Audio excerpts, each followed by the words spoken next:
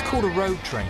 This 50-metre giant cost £500,000, and today it's carrying 120,000 litres of fuel towards the Tropic of Capricorn and the town of Newman. Graham Wilcox, owner of the Capricorn Roadhouse, the local petrol station, was giving me a lift. He's making a small fortune out of the extraordinary resource boom gripping the area. Can you just explain to me what is this resource boom? What is happening in this resource boom? Well, it's all the minerals in the ground around this area. It's all the iron ore, which goes to make steel, and the countries like China and India that are starting to lead the world market, they need the resources to make the steel. We've got the iron ore that makes it. And like 10 years ago, there were 6 mines in this area. Now there's 18. So with China going, they say China's going to go for another 8 years, and by that time India will be online, and we'll go for another 10 years after that. So the resource boom for Australia is looking good. Just up ahead, there's a sign by the side of the road that says Tropic of Capricorn. Ah, fantastic! I feel we have to...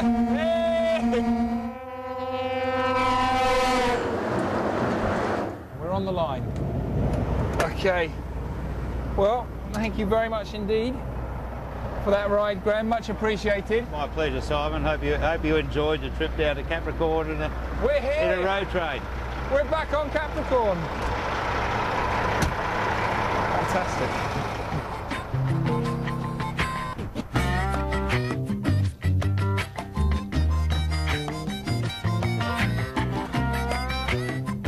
Newman, the town at the heart of the resources boom. Workers are flooding here from all over Australia to make a quick buck. Well, you can see they're bringing in houses on the back of trucks now because there's such a need for accommodation in this town to try and cope with all the influx of new workers.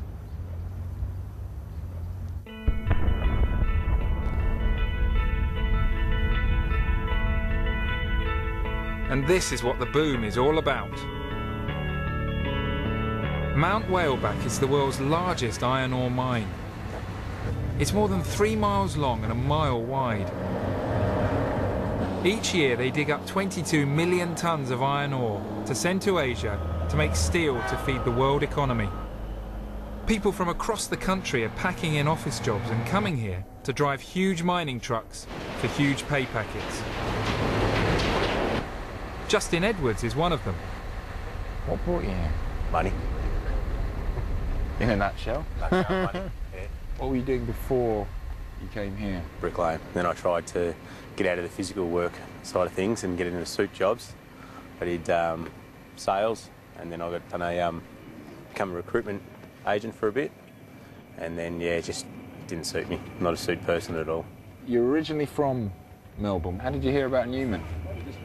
I actually had a mate I worked in sales with about 5 years ago, and I didn't hear of Newman until about January, halfway through January this year, and the end of February I was here just to try it out. As quickly as that? Yeah, but since we've been here, like I was originally going to be me and a partner here for 2 years, and now we really can't see ourselves leaving in the short term.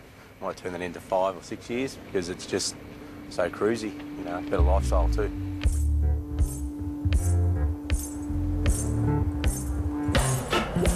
Justin drives the monster of all dump trucks. In a country where wages are lower than in the UK, workers here can earn £50,000 to £75,000 a year. This is your truck? It is. This is mine for today. Before we start, we have to walk around the truck for any damage. Walk under here. You walk under the truck. Look at the engine, all the way along there. Any oil leaks or anything like that. This is the engine up here. These beasts, when full, weigh in at nearly 400 tons, the same as a fully laden jumbo jet. I left Justin to go and work his shift and headed down to the railway yard. So in front of us just here is the end, or at the moment it's going to be the front of a huge train. Trains from here are the longest, heaviest in the world.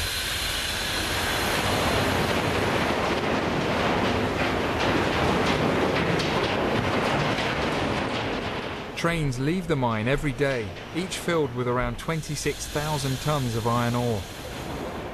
This iron ore down here is going to be sent to the coast. It's going to be put onto boats, taken to China and turned into consumer goods that China is pumping out at this ferocious rate. It's extraordinary, really, because this is globalization. This is what is feeding this great Chinese economy that's emerged in the last few years. It's these raw materials like this coming out of the ground here in Australia. As the train headed off north, I continued my journey east. I followed Capricorn into another country-sized chunk of Australia, the Northern Territory. We flew to Alice Springs in the baking centre of the continent.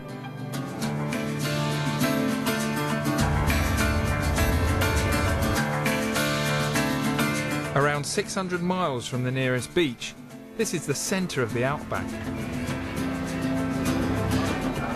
Alice is home to more than 24,000 Aussies living the desert life in air-conditioned comfort. As we explored the town, I came across a refuge for one of the country's most famous residents. We've just spotted on the other side of the road this kangaroo rescue centre, a baby kangaroo rescue centre. We've got to have a look.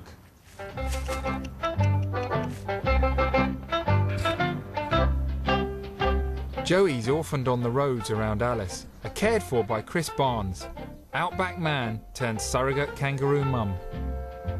What are the names of these two? Well, this little one here is Tilly Grace, and this little one here is Amy. So one little girl, this little one's about 5.5, 6 months, and the other one's about 6.5, 7 months, at a guess.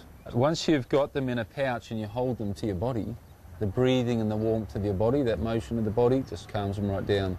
You don't have them in the bag, they're going to kick you in the face. So I've got to ask, can I hold one next to my little beating chest? Certainly, mate, certainly. Well, I'll pass Amy on to you. Just make sure she doesn't kiss you. Does she often try that? She can do. She does with me and my partner, because we're mum, and baby kangaroos actually do take a lot of saliva from their mother's mouth. How far does your devotion go? We take it all the way, and I've given up my job now. I don't work anymore other than running the Kangaroo Rescue Centre to talk with travellers. That's the whole idea, trying to educate people to the fact that a dead animal out here is not just a dead animal. It could have a baby still alive in its pouch. So check the pouch. Check the pouch. Kangaroos have an unfortunate habit of jumping out in front of cars. We'd been warned against driving at night because of the high chance we'd hit one. Chris takes in about 80 joeys a year, hand-rearing them to 16 months until they're ready to go back into the bush.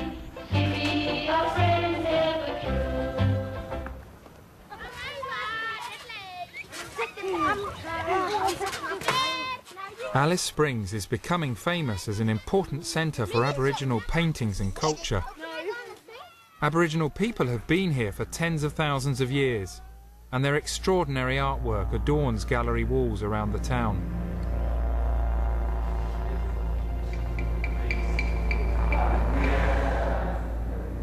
The paintings are internationally prized, with price tags to match. This is number 8, so this is about £11,000. Okay, 12's not too bad. It's still costly, it's about 1,500 quid. This is about £4,000, about £3,000. Number 52. I mean, it is fantastic, but that is about £20,000.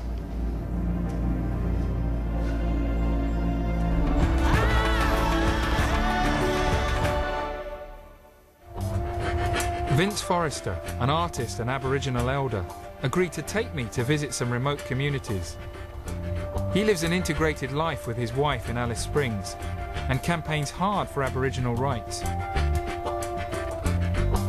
And he hasn't lost touch with the outback traditions.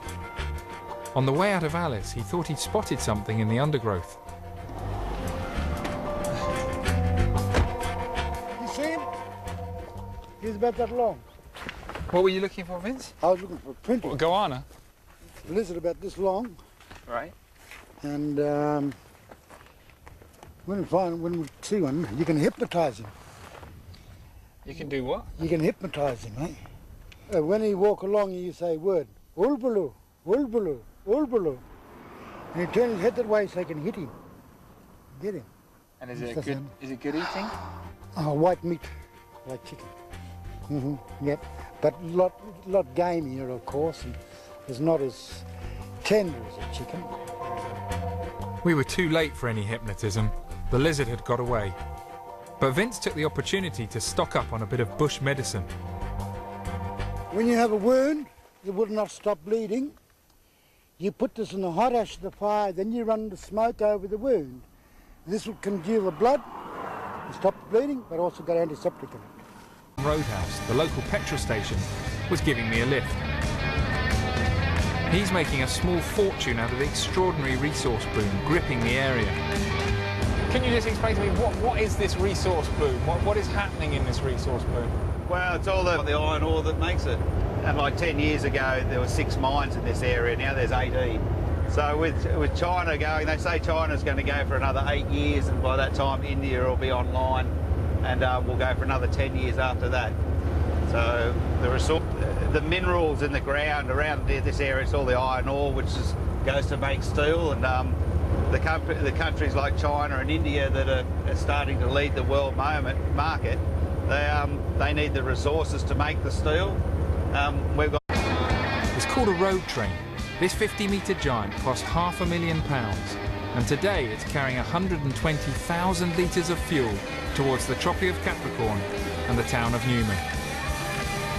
Graham Wilcox, owner of the Capricorn Resource boom for Australia is looking good. Just up ahead, there's a sign by the side of the road that says Tropic of Capricorn.